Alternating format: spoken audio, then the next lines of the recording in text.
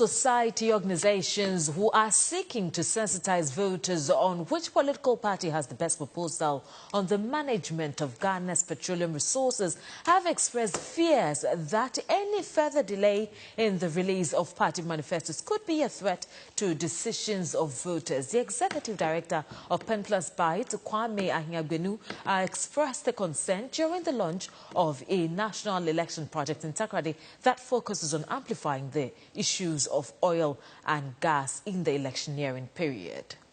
The Election 2016 project by Penplusbytes is a Ghana Oil and Gas for Inclusive Growth GOGIG funded project with the aim of amplifying oil and gas issues in the electioneering period. The project's goal is to engage citizens, policymakers, civil society groups and politicians on making issues on oil and gas part of the election campaign discourse and taking the political parties to task. Joseph Winfo from Financial Accountability and Transparency Africa asked Ghanaians not to neglect their democratic responsibility and right towards the management of the country's natural resources as they claim other responsibilities and rights under the current democratic dispensation. Yes, we have freedom of speech, freedom of assembly, freedom of worship, but the most important,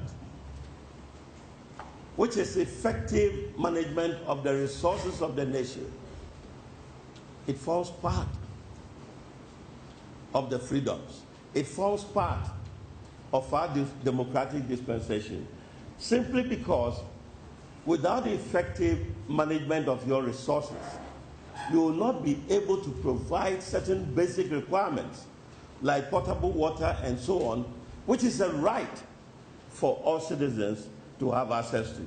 And now that we are at what we call it, Election 2016, is oil and gas an issue that should be taken into account during this Election 16.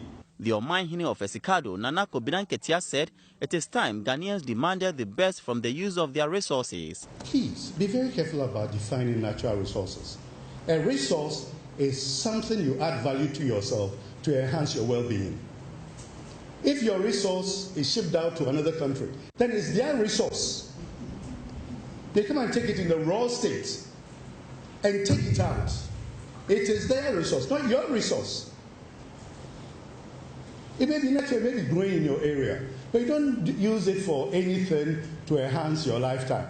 Dr. Steve Mantia of Gati was a panel member put in place to tease out issues on whether or not oil and gas matters in the elections. We need to challenge the political parties to show us their strategy for maximizing our benefits from the oil and gas sector. And here, I do not expect them to talk about just how they use the revenues, but how they integrate the sector into the rest of the national economy. We know that when we produce gas, we get main gas for power, we get LPG, we also get condensates, and the condensates is the raw material you need for fertilizer manufacturing. I checked, the last time I checked, across the continent, there is no single fertilizer manufacturing plant. Dorcas Ansah of GOGIG said the project hopes to inform the voter to make the best of choices.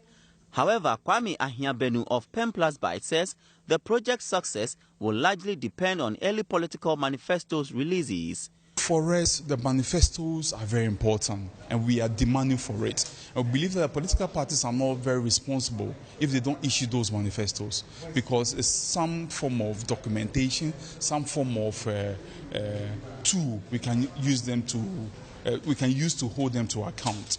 So in the absence of manifesto, it's going to be very difficult for us to do this work effectively.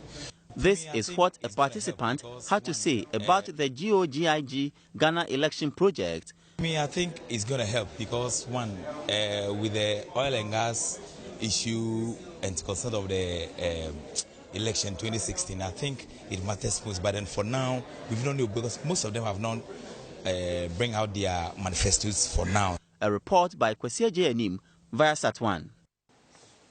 Also in business, Ghana can now access the Millennium Challenge Compact 2 funds despite